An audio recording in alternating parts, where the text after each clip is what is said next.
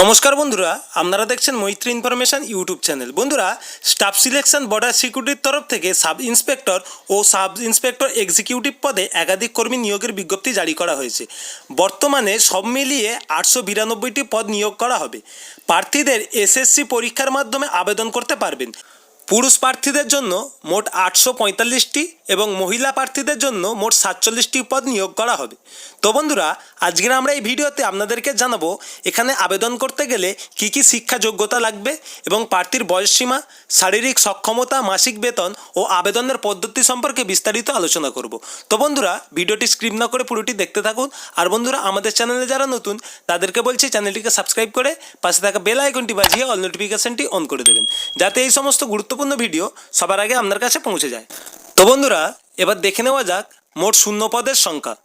পুরুষদের ক্ষেত্রে 382টি অসংরক্ষিত পদ, 85টি অর্থনৈতিক দুর্বল শ্রেণীর জন্য, 229টি অনগ্রসর জাতির জন্য, 127টি তপশিলি জাতির জন্য, 64টি তপশিলি উপজাতির জন্য পদ সংরক্ষণ আছে। মহিলাদের ক্ষেত্রে 18টি অসংরক্ষিত পদ, 5টি অর্থনৈতিক দুর্বল শ্রেণীর জন্য, 12টি অনগ্রসর শ্রেণীর জন্য, 7টি তপশিলি জাতির জন্য ও 3টি তপশিলি উপজাতির জন্য পদ আছে। পাশাপাশি প্রাক্তন সেনাকর্মীর জন্য 90% পদ সংরক্ষণ আছে। শিক্ষাগত যোগ্যতা: ইচ্ছুক প্রার্থীদের যে কোনো স্বীকৃত বিশ্ববিদ্যালয় থেকে সমতুল্য ডিগ্রি করে কোর্স করে রাখতে হবে। অন্যদিকে যারা সমতুল্য পরীক্ষার চলতি বছরে অবতীর্ণ হয়েছেন তারাও আবেদনের যোগ্য। তবে প্রার্থীদের অবশ্যই 1 আগস্টের মধ্যে যোগ্যতা অর্জন করতে হবে। প্রার্থীদের বয়সসীমা: উল্লেখিত পদে আবেদনের জন্য ইচ্ছুক প্রার্থীদের অবশ্যই 1/8/2024 ন্যূনতম বয়স 20 থেকে 25-এর মধ্যে হতে হবে।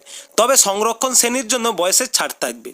শারীরিক সক্ষমতা: এই পদে আবেদনের জন্য পুরুষ ও মহিলা প্রার্থীদের ন্যূনতম শারীরিক যোগ্যতা অবশ্যই রাখতে হবে।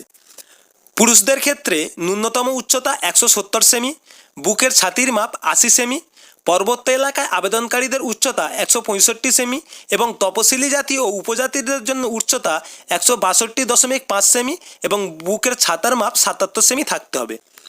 মহিলাদের ক্ষেত্রে প্রয়োজনীয় ন্যূনতম উচ্চতা 157 সেমি, বুকের মাপের দরকার নেই। পার্বত্য এলাকায় প্রার্থীদের উচ্চতা 155 সেমি এবং তপশিলি জাতি ও উপজাতিদের জন্য প্রয়োজনীয় উচ্চতা 153 সেমি হতে হবে।